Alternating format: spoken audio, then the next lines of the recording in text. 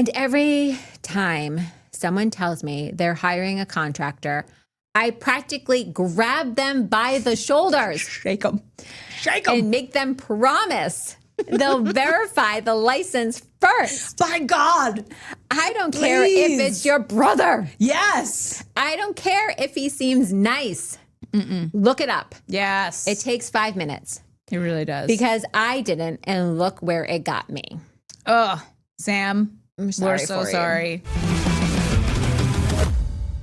Well, hello, and welcome back to another episode of Chicks in Construction. I am your host, Mickey Paradise, and this is my wonderful co-host. Hi, I'm Jessica Abreu. And listen, we always start the show off with a little chickie chat, hashtag chickie chat. And I realized that a couple of episodes ago, like 5 episodes ago, we talked about how I was going to babysit Jess's kids. Yep. And she was questioning her life choices in that moment, which I didn't blame her. I was questioning her life choices too. I was like, Jess must be in a real pinch if she's asking me to watch her kids. And they did survive. They did. It was not without incident, but they did survive. They survived. Everybody walked away Breathing. and without any injuries except for emotional ones, which I did impart a few emotional injuries. Did not. I did. So, yes, my darling children are 7 and 10. They're babies. Yes. And they are highly emotional sometimes. And I learned that. the little one does not like being told that she is wrong ever. I mean, God. who really does? Like, who likes being said you're starting wrong? young of hating being told that she's wrong, but yeah, that didn't go Yep. well. And so I also forgot to tell Mickey that the kids have access to messaging apps on their phone. I had no idea. So my kids have phones that are old ones of mine that are basically just tablets. They can connect to the Wi-Fi. They cannot call anybody except for Jess. Oh, yes. Except for Jess. Which I did not know this. And it's not like it matters that I knew or didn't. I just thought one thing was happening and realized too late that something else was happening. And it's fine. So like we went out to dinner. It was a friend's birthday, and she got all dressed up, and she was looking like an absolute dish. Her and Brad, chef's kiss. It was so good. I was like, oh, they're gonna have so much fun. And we Little did. did I know we did. They were getting messages about me the entire time. So my older daughter loves to. We're gonna call it tattle. She is a little bit of a channel. And give like the full story. She likes to rat you out. All the things happening. Like if there is something that is like not exactly the way that like I do it or her sister is misbehaving, like I am going to know like this. Oh, 100%. So I had no idea. I keep telling her to knock it off, but I just keep getting filled in. So she gets the tea. I get all the tea. She gets the tea. And it's fine. And like I know that like the little one also was young during COVID. She was she was 2. She's only 7 now, so she was a little nugget. Yeah, she was 2 when COVID happened. So everybody was home all the time for all of her memories. Oh, okay. This actually explains a lot. So she does not, I mean, she cries. Yeah. She cried last night.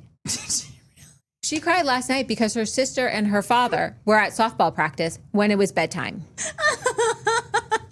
For her. That makes me feel better. I thought it was just me. I miss Daddy and Cora. So Cora is leaving on Wednesday morning to go to DC with Mama's gonna lose her mind. her school trip. And she was crying at the dinner table during the week because we were talking about it. And she's like, can we not talk about this? It makes me really sad. I'm gonna miss my sister. I know it's not so funny to laugh at a child crying, but there's backstory here. Yeah, there's backstory. Yeah. So it is. That's she's just emotional. I will just say I thought we were having a great time.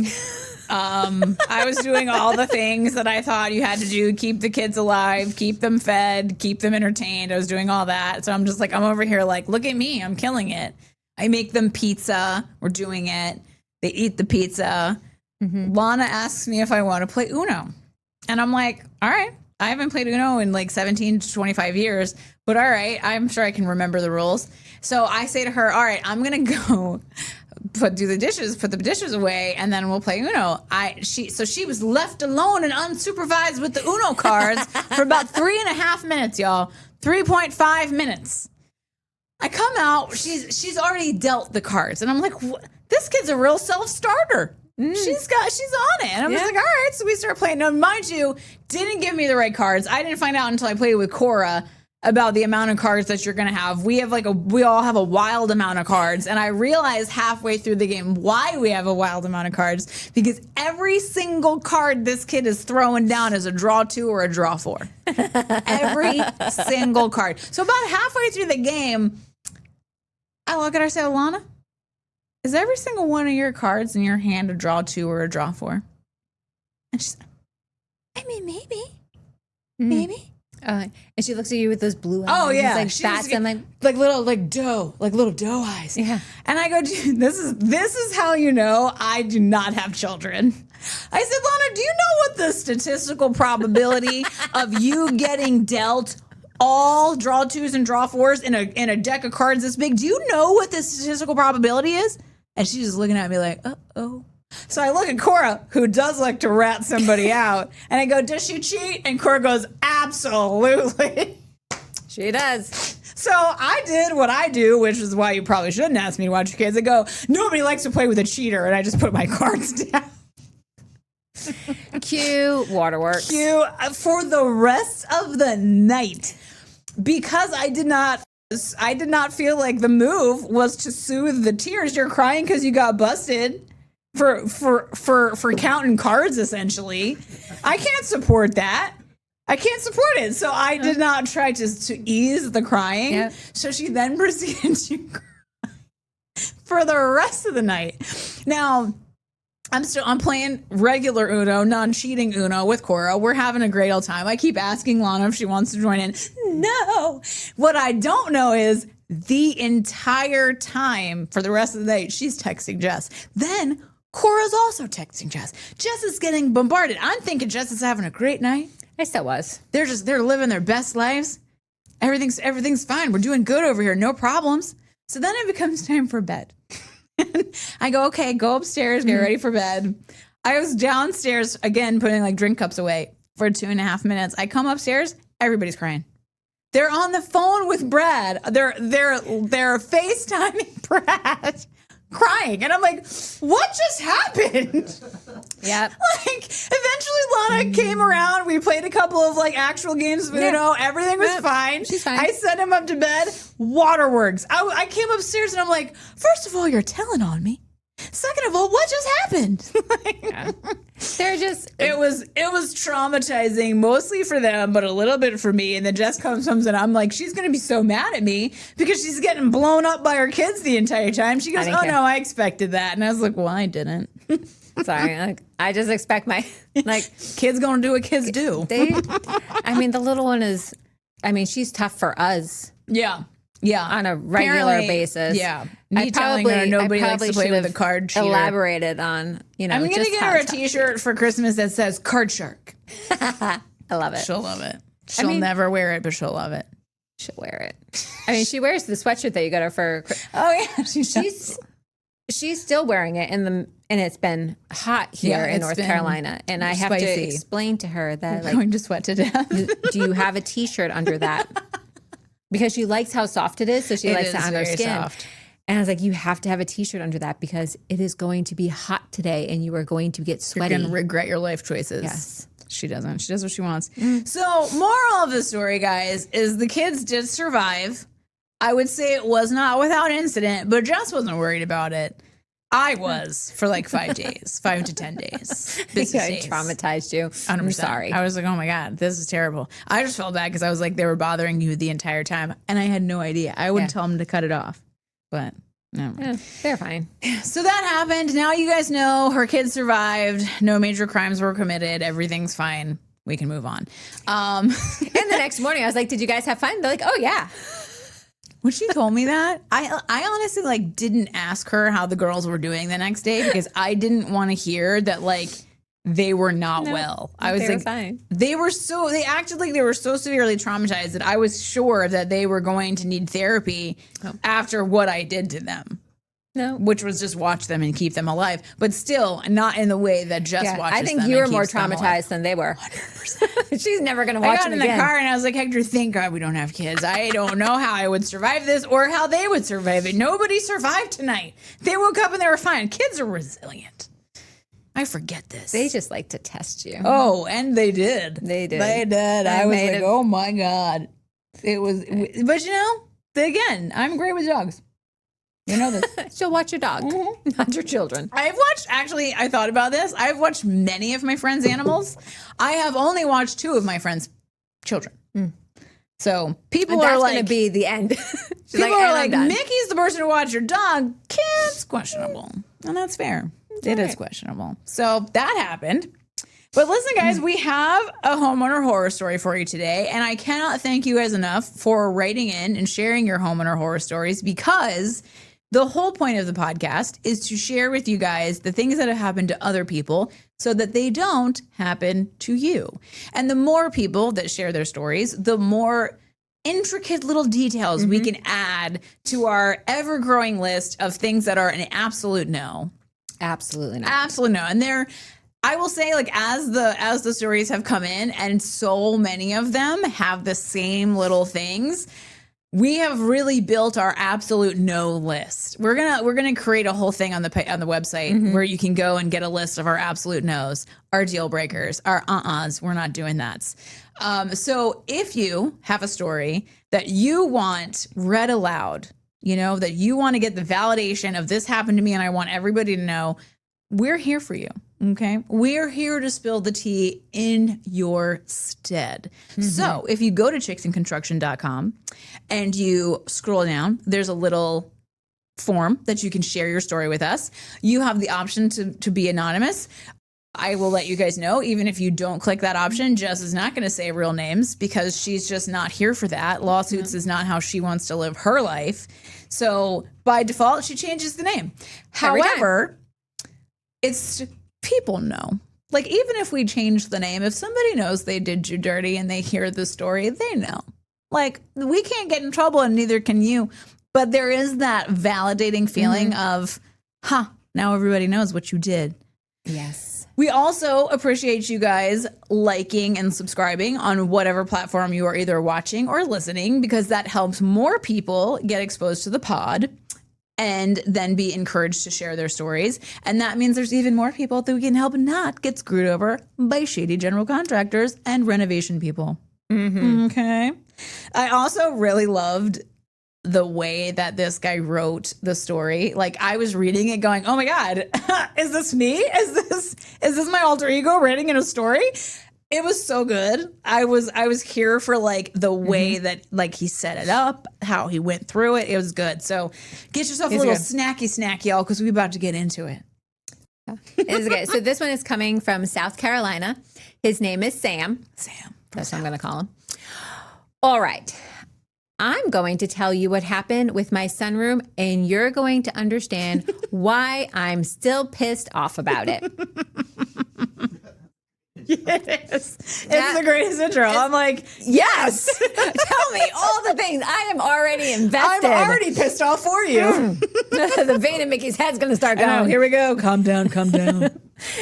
We've got this covered patio out back, nice size, but we only use it maybe 3 weeks out of the year because South Carolina is either 100 degrees or cold and wet. Yeah, facts. My wife kept saying we should enclose it, turn it into a sunroom, actual conditioned space we could use year round. I thought it was a good idea. She knows what she's talking about. I asked around at work. This guy tells me his brother-in-law does construction, has his own crew, does good work, fair prices, so I called him. His name was Jeff. He came over, walked around the patio, started measuring stuff. Then he starts throwing out all of these terms, footing and load bearing and R values and vapor barriers. I don't even know what that, I was reading it and I was like, yeah, you know what? If somebody was saying that to me, I too would think like Sam does, that half of what he said might as well been in a foreign language. But I just nodded and understood. Nodded like I understood because I didn't want to look like an idiot. So what the heck is an R value? Okay. It's a great question. So an R value is the rating system that they use to rate how much insulation your insulation has. And like certain, like windows can have an R value, your drywall can have an R value, your insulation obviously has an R value, but a lot of things, as one does, maybe not so obvious, but to a contractor, it's obvious that insulation adds an insulation value. And so the R value is how that insulation is rated. I do think, as I was reading that, I was like, you know what? It might be a mini red flag if a general contractor is using like construction terms vastly with a homeowner, because I'm like, are they trying to confuse them? Because here's the thing. If you work in commercial construction, which is kind of what I'm considered to be in, we are only dealing with other contractors. So yeah, we talk in contractor speak because we're like, of course they understand what an R value is. But if somebody does a lot of home renovation projects, then they probably know that a homeowner doesn't understand what an R value is. And so they would explain to you, hey, you might already know this, but just in case you don't, here's what an R value is. And here's why what I want to do makes that R value better. So I'm like, maybe somebody using like trade language speak with a homeowner might be a little bit of a red flag. I don't know. We don't want to talk to you like you're stupid, but I also don't want to like use so much construction jargon that you don't know what it is that you're going to be paying like for. That's why the term layman's terms is a thing, because we're laymen. We're laymen. And ladies. Yeah, we don't know. We don't know what you're talking about. Yeah. I mean, some things like footing and load. I mean, I understand that something's going to go into the ground to hold up the stuff that's above it. Yeah. That tracks. And vapor barriers, I assume that means so that water doesn't get into places. Yeah. Right? Yep. It's like water condensation. It's moisture. It's a moisture barrier. Moisture. She's on it. All right. And I mean, a lot of people would just nod so that they don't look like an idiot. Like that's normal. We should ask questions. We are encouraging you guys to not nod and to just allow yourself to feel like you look stupid and ask the question, because so many times not asking the question leads to how this story ends. But we get it. Like, it's human nature to be like, oh, I don't want to look dumb and act like I don't know what I'm just going to pretend like I know what he's talking about because I don't want to say I don't know what you're talking about. I will say I'm the first person to be like, I have no idea what you just said. Explain it in a different way. But I'm perfectly fine with people thinking I'm stupid. That's the story of my life. So he continues. He quotes me $42,000, says 8 weeks start to finish, gives me this breakdown on paper with all these line items I don't really get. Yeah. Something about stem walls and frost lines and engineered beams. I asked him a couple of questions, but then he just used more construction jargon to explain. Bigger red flag. And I felt stupid asking him to break it down further. He seemed like he knew what he was doing. He had a business name, a truck with the company logo on it, business cards, professional looking guy. We signed the contract in April. So he didn't even go around getting other I was just about to say, I was like, audience, what was the first mistake? And we're not shaming Sam. We are grateful that Sam wrote and shared his story. So Sam, we're not coming for you. But for the sake of the whole class, the first mistake here was we didn't get additional quotes. Because I guarantee you, if he had gotten additional quotes, he would have had some pretty different numbers. And he would have had somebody else not using all the construction jargon and trying to confuse him. Explaining to him in words that he can understand, in terms that make sense to the average homeowner. Yeah. Like me. I don't understand half the words. Just as a freaking podcast about this stuff, when we'd still need somebody to explain to her our values. So like, you guys aren't wrong. Like you're doing what you're supposed to do. You don't need to understand what our value is. Whatever your job is, you're doing a great job at it. And this isn't it. Okay. Yeah. We signed the contract in April. He said they start the first week of May. I wrote him a check for $12,000 as a deposit. So not bad. Not a lot. I don't know what the I don't know what the math is. Like the I don't know. 42, but it's 12, not. It's not less 50. than half. Yeah. So we know that. That's good. He said that's standard. 30% down. Had I just kept reading. Whoopsie. I remember he did the math for us. He did say that. So I would say that's too much because we're going to try to keep you guys within 20%. And I will say though, the ranges that general contractors ask for is all over the daggone place. But I did confirm with Nicole. So Nicole is a general contractor that does kitchen and bath renovations here that we love and we adore. And she's like out here killing it, winning tons of awards because she's doing great work. She does not ever request more than 20%. And that is for kitchen and bathroom renovations, which are expensive and a big deal. So if somebody doing that kind of work isn't requesting more than 20, nobody else should be either. There we go. Heard it here first. Facts. As according to Mickey. Yeah. You can just tell them. The chicks in construction said, yeah, let them come for us. No. We've talked about that. So I gave it to him. They showed up that first Monday and tore down the existing patio cover in about a day. Then they started digging these trenches. Jeff's talking about how they have to go below the frost line for the footing. I didn't even know we had frost lines in South Carolina, but whatever. He's the professional. And he used the quotes. Justin's just really interpreting Sam's vibe. I am doing the air quotes for those of you who cannot see quote me. Unquote a professional. Yeah, and like the frost lines, like that's just a funny thing. We have, I mean, they exist here. They're different in every state, so it does. I mean, it's a thing. I mean, it can get cold enough. Yeah, every once in a while, a little bit. The footer inspection was scheduled for Friday. The inspector shows up, looks at it, fails it. Yeah. Says we didn't see that coming. I mean, Monday morning quarterback here. We knew what was coming. For real. Sorry, Sam. All right. The footings aren't deep enough. And so the whole frost line thing, he clearly didn't take that into account. How do you not get it deep enough? That's what she said.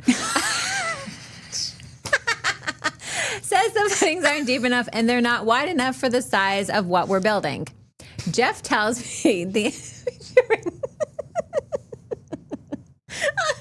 Sorry about that. We're just a bunch of teenage children and grown-up body. She was not expecting that from me. Oh, I'm going to cry. She can't pull herself. Oh my God.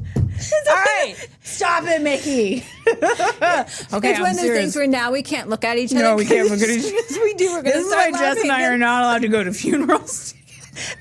We're not allowed to go anywhere and sit next to each other if you have to be serious. Because we give each other one look and it's over. All right. I'm here. Sorry. So serious. Sorry about that. Jeff tells me the inspector's being ridiculous. Says he's been doing this 15 years, never had an issue. Says inspectors in our county are just tougher than other places. Thank God. Right. Here's the thing. Like, footings are a standard thing. Like, unless you're building like a 5-story building, footings are pretty standard.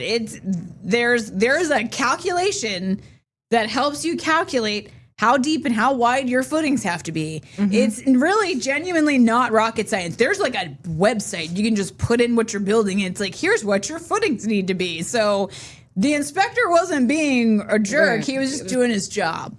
Yeah. I'm just going to guess. He expected Sam to pay the okay. How did I not see this coming? Part of me wonders if if this is part of the scam. If doing it wrong several times, getting them to pay for it. Because here's the thing. This Jeff guy, he's not the one digging those footings. He's paying somebody else to dig the footings. So if that guy digs the footings wrong, I can assure you, within the trade industry, we do not expect to get paid for our bad work. We know, like, if I make a mistake, I know that it's my cost to fix it. Right. So I guarantee you, well, I wonder, I don't want to say I guarantee because I'm in my wondering phase on this one. Are people doing it wrong and they're getting the sub to fix it for no cost, but then they're turning around and they're charging the homeowner the cost to fix it? Like, I wonder if this is part of the scam. They would have to pay the sub to. No, if I do my job incorrectly, So do you think that the sub doesn't know what to do? I don't know. I don't know. But I know that one thing that is very clear within the subcontractor community, we do not expect to get paid if we failed the inspection. If we did something wrong, unless the general contractor specifically told us to do something that we knew was wrong, and we said, hey, general contractor, you're not going to pass inspection like that. And they come back and they say, do it anyway. And then they fail the inspection. Okay, at that point, you're going to pay for it. Right. But like... in the world of trades, we don't think that we're going to get paid for doing our job incorrectly. Yeah. It's just not a thing. And we deal with inspectors all the time. Like, we just had a thing where in what we do, there's something called fire taping. And all of what we do with walls and multifamily construction is all dictated by something it's called a UL. It's done by the Underwriters Laboratory, and it's a testing that's done to tell how durable or how long a fire will burn for before the fire spreads or the smoke spreads. So we have to do everything to the standard of each UL, and a ceiling has a UL, and this wall could have a different UL, and all these different walls could have different ULs that have different requirements. Right. So we had a situation where an inspector failed our GC for their fire protection because he was under the impression that all of these walls needed to be the same. And so he failed them. And it happens. I'm not saying like sometimes inspectors don't get a little too big for their britches, but as the subcontractor who knows what everything is, I just went back to him and said, hey, listen, this is in the plans. Because here's the thing, an inspector is not God. The plans are God. So if the plans say this is how it needs to be done, the inspector cannot overrule that. Those plans were stamped by the city. They were approved by the city. So we went back to the inspector and showed him the different ULs and said, this is the requirement for this wall type, and this is the requirement for this wall type. We have met that standard. And they were like, oh, okay, sorry. My bad. Oops. And we moved on. Yep. If the inspector is asking for something that is unrealistic, you as the tradesperson, you as the general contractor, even you as the homeowner have every right to push back and say, okay, show me where it says that in the code. Show me where it says that on the plans. You tell me where the authority is that this is wrong. And if they can't show you and it's just their opinion, listen, that's not how this works. No. You can push back. So the idea that, oh, these inspectors are causing all these problems. No, they're not. You're doing the work wrong, because any good general contractor can push back. If an inspector is truly being ridiculous, there are protections in place to protect homeowners and to protect general contractors from rogue inspectors. This is a nonsensical thing, and we need to debunk it. There we go. It has been debunked. I mean, the idea that it is, we're seeing it more and more in our homeowner horror stories where the general contractor comes out, they bid a job, they start the job, the inspector fails it. And it is a double dipping because they know that they're not going to have to pay the subcontractor to do the work again. But they go back and they go to the homeowner and they say, hey, listen, you have to pay for this because they messed it up and now it's your responsibility. No, it is not. In what world is that your responsibility? No. They're 100% double dipping or double dutching, or we're still workshopping the name. We'll figure it out. We're going to figure it out and then hashtag it. But I'm just saying, they are double dipping, and it seems to be a real way that general contractors are making money. It's a real way that they are scamming their clients. And it is something that is very triggering. When we call it out on social media, it's very triggering to shady contractors, because all of a sudden we're educating homeowners that that's not okay. And that is very upsetting to a lot of people that have been making their money off of the backs of hardworking people. We're not here for it. No, ma'am. We're going to make it stop. Yeah, sir. Yeah. So Jeff says he'll fix it. We'll get it re-inspected. No big deal. For only the tune of $2,000. Absolutely not. We're looking directly in her eyes. Directly in my eyes. I'm going to do it again. You don't pay for rework. It is not your responsibility. It is their responsibility to do it right the first time. And listen, if they come to you and they say, hey, listen, the inspector's being ridiculous, say, okay, I'm going to call the inspector. Call the inspector. You have the right to call the inspector. That inspector is inspecting your home. You may not be the general contractor, but it's your home. And if they failed the inspection and the general contractor is blaming the inspector, call the inspector. If you want to talk to the inspector's bosses, all of these people are accessible.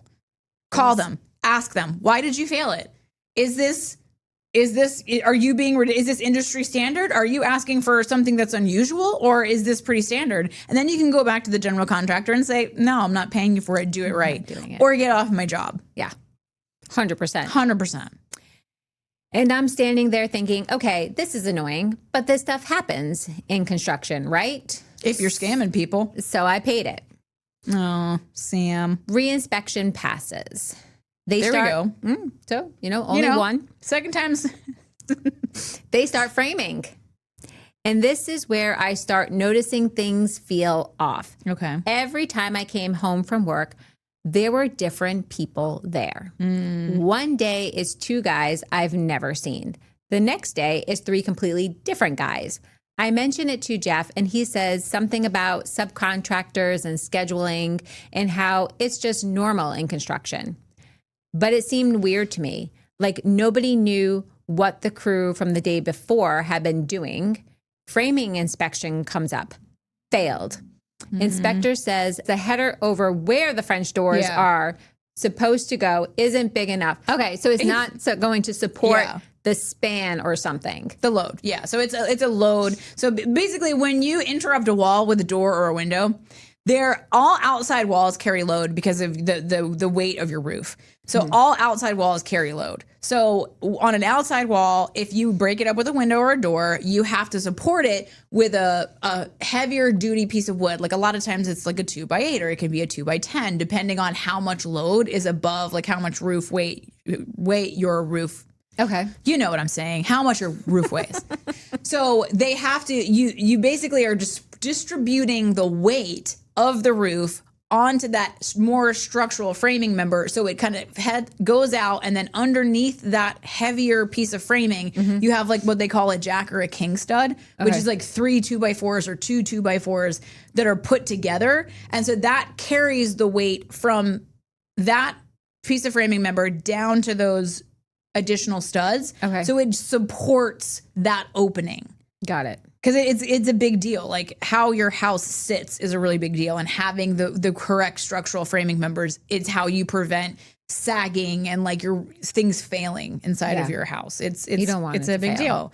So, and the inspector's not being ridiculous. Again, in my general contractor's books that I have, my substantial amount of books, there's a book. You go to it, you calculate, what your roof is going to be, what your roof span is, and there's all kinds of things that your pitch and all the things that you factor in, and it literally has like a chart. Like, women will understand what I'm talking about. We all have bought a pair of pantyhose, right? And you have to like look at your weight and look at your height and then like track on the little thing. Okay, then this is the size that I need. It's the same. It is literally a very similar chart for the structural framing members and load. That's why guys can't do it. They don't ever have to look for pantyhose. They've never had to shop for pantyhose. But literally, that's the best example I can give you. There is a chart just like that in my book that I can go to, and it says, okay, in this case, you need to use a 2x10 or a 2x12, whatever it is, or a double plate, whatever, a whole thing. It tells you it's pretty easy. That is not hard. That is not. But I will tell you, it's expensive. So the more like beefy your framing members have to be, the more expensive the wood is. So it's not surprising that somebody would try to save money by making it smaller and hoping the inspector doesn't catch it. Well, this inspector caught it. Not enough support for the span or something. Jeff gets all defensive, tells me the inspector doesn't know what he's talking about, that this was engineered and approved. But clearly it wasn't approved because we literally just failed the inspection. Clearly. No. He says fixing it is going to cost $3,500. Please tell me Sam didn't pay it. We need a special engineered beam, have to order it, labor to install it, the whole thing. Oh, of course he is. I've already got $14,000 into this project at this point, and my back patio is completely torn apart. So I paid the $3,500. We're 8 weeks in now. So when he's supposed to be done. Yeah. And it's still in framing. Yep. Cool. Yep. Instead, I've got half a sunroom, and I'm already over budget and 6 weeks behind. Jesus. And then the work just started dragging out. Yeah. Some days, nobody would show up at all. He'd say his crew was on another job, which is awful. Like, finish one job before you go do another. Yeah. It's probably not even that. It's probably he just doesn't have like enough. Like, he just didn't tell the guys to go back. I don't know. Sometimes it's legit. Like if there's like a holdup, like for instance, right? Like let's just like play devil's advocate. This guy doesn't calculate the load correctly. He turns out he has to get an engineered beam, which that is a thing, and they are expensive. However, if you had experience, then you would have known. Because here's the thing: it's not like Sam, the homeowner, changed that he wants double doors in here, and the general contractor thought we were just putting a window. That is a case where you, the homeowner, would pay for that difference, because the general contractor bid it with it being a window, and now they want a door. That's not what happened in this story, but I'm trying to give you like hey, where would it be legitimate for a contractor to come back and charge extra money? If you changed it after they bid it, and it's going to incur additional costs, yes, that is your responsibility to pay for. But if this general contractor didn't know that he was going to need a special engineered beam, I'm sorry, I don't think that's your financial responsibility. Jeff can choose to eat the cost, or he can choose to walk off the job. Those are his options. He should have known. And that's a moment for him to learn a lesson that hopefully he won't make the same mistake again. But I don't see how it's your financial obligation. He's just going to make less money off the job. That's a lesson he needs to learn, and he's lucky you're willing to give it to him. But yeah, like, it happens where you have to, these things happen, but it's your responsibility to know. Yeah. So there might have been he says there was a material delay. One day he was waiting for the inspector to call back. He always had a reason for people not being on the job. And that's what I was about to say. So let's say you do get paused and you have to order this structural member, and it takes some time for them to make it. They have to make it. They have to, create it for your job specifically. So let's say that puts you a couple weeks behind, and your guy started on another job. Like, I don't think that's completely unreasonable. Okay. But at the same time, it shouldn't be a consistent thing. Like, okay, you had to put your guys on another job. You started this project first. So when that beam becomes available, they should be making plans to have people on your job to try to get it caught up. Like, that's responsible general contracting. Like, okay, you can't help the fact that, okay, now we have to have this beam made. It's going to delay us by a couple weeks. Shit happens. Yeah. But when that beam comes in, you better have your guys ready to be on that job. Right. And that's a communication thing. So I do think that they're right in the sense of, like, there was something off, and it did start triggering red flags. It is. So when people did show up, they ask me stuff. Where do you want the outlets? How high should the windows be? What about the HVAC? I had no clue, nor would I. Like, I can tell you where I want outlets, probably, because I'm like, I'm going to want this here and this here and this here. Y'all, you know who tells you where you want your outlets? The code. The building code in your state. There's also an international building code that's accepted internationally all over the world. That one will tell you where your outlets go. You, as the homeowner, absolutely should not be telling people where an outlet goes. There's a rule that you have to have if you're within 6 feet of a source of water. You have to have a GFI. That's not something that a homeowner would know. No. So, my God, today, could you imagine if the people on the job are asking you, the homeowner, to know whether that's supposed to be it? Absolutely not. I thought it was just like, where would you like this? Because, like, are you going to have a TV here? This is where you would want an outlet. No, I mean, that's a great thing to ask the general contractor, but you as a homeowner should not be dictating where outlets go. The code does that for you. Who knew? Who knew? Apparently not these guys. Not these subcontractors. Oh my God. I mean, the homeowner. I mean, now we know. Now I know. And it's not, I'm sorry, but it's not the homeowner's job to know that. And it's like the second that somebody is asking you a question as serious as where does an electrical outlet go, or the window height? So do you not have plans? Do you not have drawings as to where this window is supposed to go? I guess it sounds not. to me like no. Which is probably a problem. Y'all, how did they even get permits for this thing? Like, I have a lot of questions. Well, A lot of questions. Sorry, don't know. Sam. Sorry. All right. I had no clue. I tried to call Jeff, and half the time he wouldn't answer. I'm trying to run my own business, and now I'm apparently managing this construction project that I don't know anything about. Then we get the electrical inspection. That one passes. Apparently, somebody knew where to put the Somebody outlets. knew. But we are way behind schedule and over budget. My wife's asking me every single day when this is gonna be finished. Are we there yet? We are not. We are not. We'd planned this whole Labor Day cookout to show off the new room. That's obviously not happening. I'm sorry. That's when I finally started actually looking stuff up online. Yeah. Reading about building codes, about inspections, about what contractors are supposed to do. Just trying to understand what was going on. And that's when I found the South Carolina Contractor Licensing Board website. Turns out any contractor doing work over $5,000 has to be licensed by the state. $5,000. In North Carolina, it's 40. So you can't do nothing in South Carolina. No. And what's interesting, that's actually an interesting thing, because the majority of our homeowner horror stories have come from South Carolina. This is like our fourth or fifth homeowner story from South Carolina. So there's a big correlation between like everybody needs a license in South Carolina. So even more so than North. Yeah. I mean, I think $40,000 is way too much for not having a license. But that's just I mean, it's me. pretty wild in these streets. We're just like, you know what? Just try it. We'll just see. try it until $40,000, and then it's a problem. We'll be like, oh, maybe you shouldn't do that. Cool. Love that. They actually just increased it like 2 or 3 years ago. It used to be $30,000, and they increased it to $40,000. They're like, let me give you another $10,000 to hang yourself with. This has been going so well. we can up it a little bit. We're gonna make the F around and find out number even more. Cool. So he's so cute. This guy. They've got a whole database.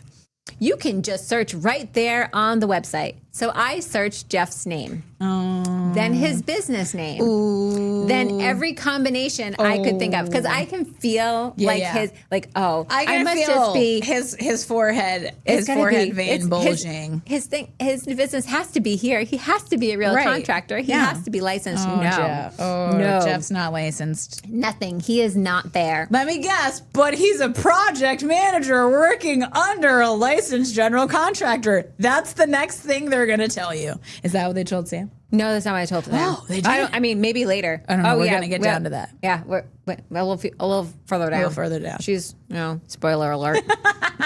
Just because it happens in every single one. It does. That's what they say. That's what they say. That's the scam. That's how they get themselves out of it. Nothing. He's not there. He doesn't have a license. I remember I was sitting at my kitchen table staring at my computer screen. It's a scream at this point. Scream. It feels like he wants to scream. Feeling like I was going to be sick. I've paid this guy over $30,000, and he's not even supposed to be doing the work. So I called him. Tried to keep my voice level. That must have been hard. Yeah, I'd have been screaming. Asked him straight up about his license. He got real quiet for a second. I bet he did. He was thinking. Yeah. You're like, oh, he's like, what's my best way to get out of this one? Then he says he's working under someone else's license. Shocking. That he's a project manager for a licensed contractor. Absolutely Shocking. not. Shocking. Absolutely not. That is not a thing. It is not a thing. I asked him for the license number. Let me guess. He'll get back to me. He said he'd have to check with his boss and send it to me later. Never sent it. I would have been like, what is his name? I'll look it up right now. You're like, look, I got my phone out. Just give me his name. Just give me his name. The reason they're saying that they have to get back to you, like, not a single story has ever been shared with us where they said, okay, well, what's the name of the person that's licensed? And they were like, oh, here it is. Not a single person has provided that information. Because they're not. Yeah. Because they're It's big liars. They be lying. They're lying. Liars be lying. I told him no more work and no more money gets paid until I see proof he's licensed.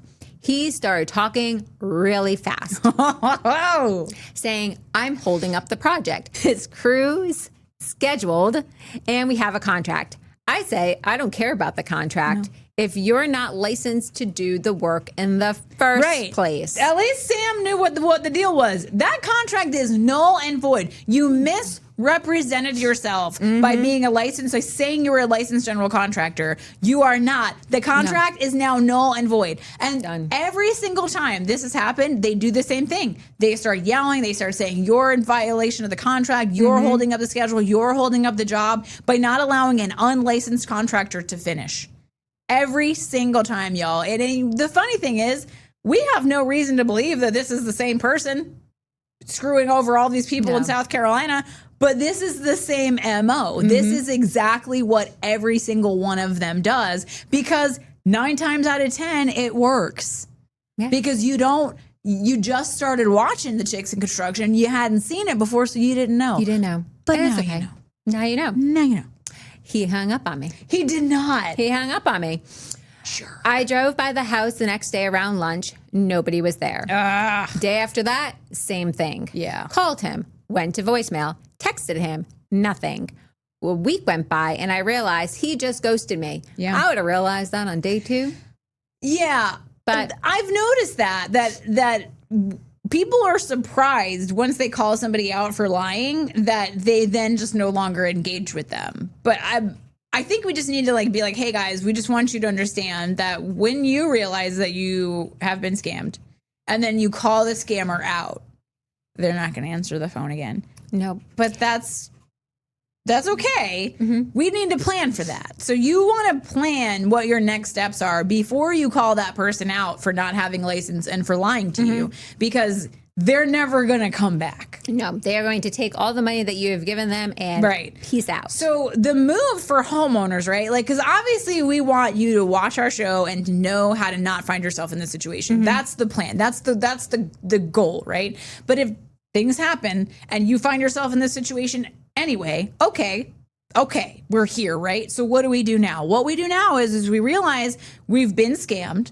And now we start playing chess while they're playing checkers. We start making moves before they're aware that we're aware that they be doing us dirty. And you do what you need to do. Set yourself up in a way that maximizes your ability to get as much of your money back and as much of the work done that you can before you pull the trigger to let this guy know that you're on to him. Because the second that they know that you know that they're not licensed, they take that one call, they tell you that they're working under a general contractor, they don't give you the name of that general contractor, and then they literally never answer your phone calls again or show up to your job again. And more than likely clear out all their tools, because that's the other thing. I've already said what I said about that. You should see it on another podcast. I'm not allowed to say it again. No. And I mean, he said that he didn't want any more work done. Yeah. So he told them that he didn't want them doing things. I think he thought that the guy was going to try to make it right, because that's just what we think people are going to do. We think people are going to do the right thing. And unfortunately, they ain't doing it. Took off, done. So now I've got half a sunroom.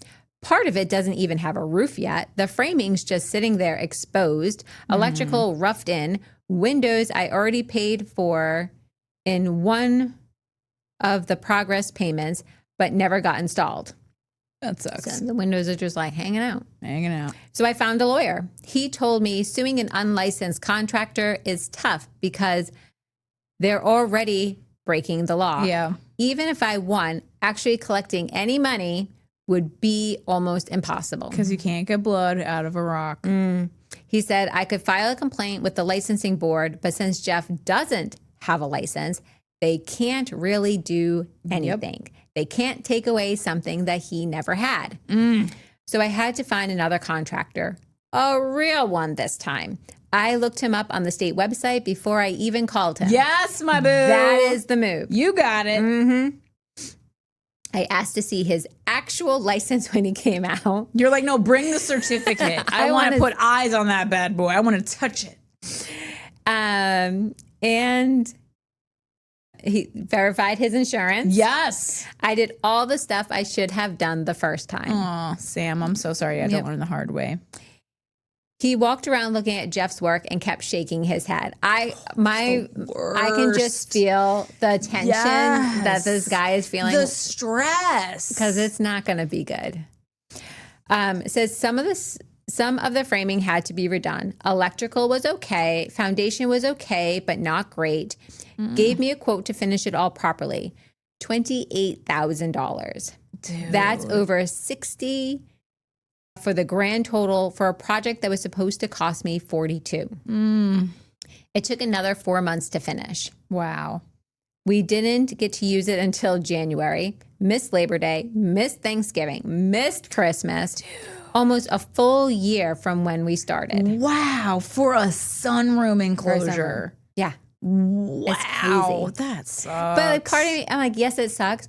But part of me was like, at least it was your sunroom and not your like, main house. It's not inside. It's not your kitchen. It's not your bathroom. So like silver lining. You weren't staying with your in-laws. Oh my God. For a year? Lord have mercy. No, absolutely not. No, absolutely not. So the glass half full? We're trying to get you into the gain, stay out of the gap, my guy. Yeah. So the room looks good now. The second contractor actually knew what he was doing. Shocker. Everything passed. That license really adds up. Yeah. Everything passed inspection the first time.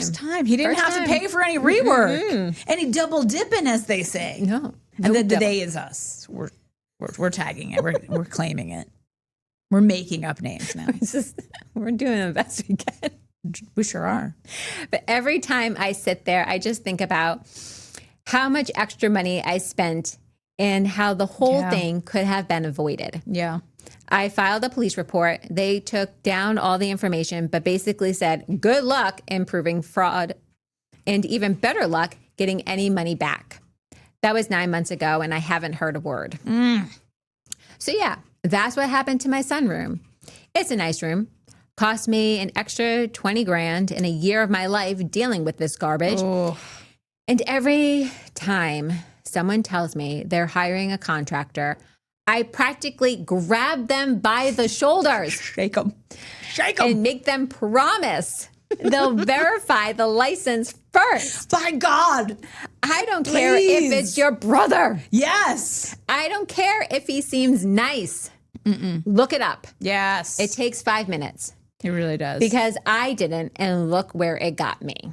Oh, Sam, I'm sorry. We're so sorry. Like, it's just wild to me how prevalent this is. And like, the more we have these situations and the more research we do, I thought I knew. Like, we literally started the podcast. We just want to educate people. We didn't even understand the extent to the levels that contractors are scamming people until we got into the thick of it and started really doing research on how many people get taken advantage every single day by contractors. It is wild. It is crazy. Absolutely wild. And guys, we say it over and over again. The bare minimum that you have to do when you are hiring a general contractor is to check and make sure that they have a license. That is the bare minimum. And I know we want to trust people, and people sound like that guy was using all the construction terms because he wanted that guy to think that he knew what he was talking about, because he wasn't licensed, but he wanted to create so much confidence that he didn't even think to check up and look to see if he had a license. Yeah. He was also referred by somebody at work. Yeah. So also, when you get like a personal referral, you feel like think, that person's not going to tell me somebody that's going to screw me over. Yeah, they will. They will, because he could have done good work for them, or he could not even have done work for them. He could have just been somebody that... been like, I know this guy. I met him at the bar. He seemed like a good guy. He did work for somebody. Good old Jeff. No. Yeah, absolutely not. So, that's the thing, guys. And people can get really, really hot and bothered in the comments about, just because somebody has a general contractor's license doesn't mean they're going to do good work. You're right. 100%. That we're not guaranteeing that because they have a license means they're going to do good work. In fact, we have had horror stories where people were actually licensed and screwed homeowners over, like the Jake Molback story here in North Carolina. That guy was licensed. However, out of all of the homeowner horror stories that we have shared, I believe that was the only one who was actually licensed. So it is a rare occurrence that somebody has gone through the trouble of getting a general contractor's license and is out here in these streets screwing people over. Right. So passing the test of do they or do they not have a license is a great way for step one for you to figure out, does this person have enough integrity to tell me the truth? If the answer is no, we're not even doing a follow-up. But the only way that works where you can walk away without any damage is if you check that license before signing a contract with them, before they start work on your property. All of that has to happen before anything starts.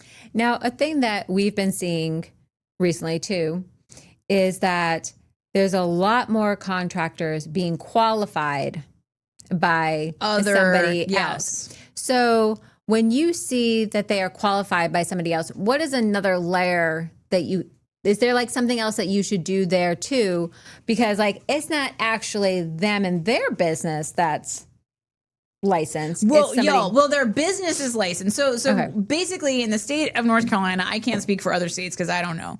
A general contractor, somebody who has a license, can qualify up to 2 businesses. Now, do I know why? No. I don't. It seems a little weird, right? But like, it's the law. It's allowed. So it's not wildly uncommon for construction companies to have multiple people as qualifiers because somebody could quit. So they want to have a backup in case somebody, moves on to another job. Or like, we've worked with companies where the person who was the licensor holder was running the business for many, many years, and then they retired. And so even though they are still technically the owner of the business, they have somebody else qualifying the company because they're out there living their best lives and they don't want to mess around with being the qualifier for the company. So there's a lot of different reasons why somebody would be calling themselves a general contractor, but they themselves are not the license holder. There's a lot of reasons, but what we're finding is people who don't think it's important to study and take the test will go and find someone else to qualify their company. And not every time does that lead to something bad, but in a lot of the situations, you're dealing with somebody who does not have the experience to pass the exam and are finding a workaround in how to still have a license, which, hey, at least they're putting the effort in to having a license as opposed to just being unlicensed. But it kind of begs the question, like, okay, well, if you had to find a workaround to taking the test, are you going to find a workaround to doing my job correctly? So, and then if you complain to the licensing board, is it going to be the person that's doing it, or is it going to be the license holder that's going to be both? Both. Okay, and so that's why in situations where I was working with people that I realized kind of after we got started that they did not have integrity, nor did they know what the heck they were doing and didn't want to listen to me. I've pulled my license because I'm not going to deal with somebody who doesn't know what they're doing and doesn't want to learn. So if that person had, under my license had done something wrong, they could potentially get their license taken away because my test scores qualified their business to have a general contractor's license. So that license could be pulled and my license could be taken away or suspended, or like things could happen to the both of us. Okay. So it is a really big deal. And it's actually a huge business where people go out and get their general contractor's license and they get paid to qualify other companies. And sometimes it's legit and sometimes it's not. And so asking questions about that is a great way to say, okay, well, I want to meet the qualifier. I want to meet the person that passed the test. That's a person that I want to know. I want their phone number. I want to be able to reach out to them if I'm having problems with you and you're not responding in a way that I think is appropriate. Because both of those people, if they do actually have a GC license that's qualified by somebody else, both the person who's operating the business and who's qualifying the business are on the line. Yeah. I mean, to the extent that the licensing board will actually do anything about it, because sadly, we've seen several situations where they get a slap on the wrist. I mean, barely. They barely get a slap on the wrist. So again, we are not saying that a license is the end all be all and it fixes all the problems, but we are saying that if somebody wants to do things the right way, the first thing they're going to do is go out and get their general contractor's license, because they care about knowing, they care about understanding, and they care about doing things the right way. That seems like a great place to start. Right. It seems like a great place to start. I mean, it's that's not how you the prove only, that you're a professional. Right. It's not the only qualification. They also need to have the appropriate insurance. You also need to check and make sure that they haven't had the bejesus suit out of them, or they haven't had several different companies in the same genre under their name. There's a lot of other things that you need to do to suss them out. But the basic thing is to check and see if they have a general contractor's license. It's step one. It is. It's step one. And we don't want this to happen to you. So that's why, if it has happened to you, sharing your story is so important, because it helps us educate everybody else. So many people are going to learn from your stories, and we appreciate you sharing them. So please go to chicksandconstruction.com and share your homeowner story with us. We appreciate you liking and subscribing, and liking on whatever watching or listening platform that you're on. Obviously, it helps with the algorithm. That's what matters.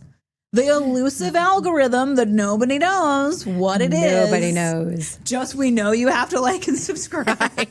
That's all we know. That's all I know. So other than that, where can they find us on the socials? So on LinkedIn, Facebook, and Instagram, it's at Chicks and Construction Podcast. And on TikTok, it's at Chicks and Construction. Yeah, guys. So we thank you, and we'll see you next time. Bye.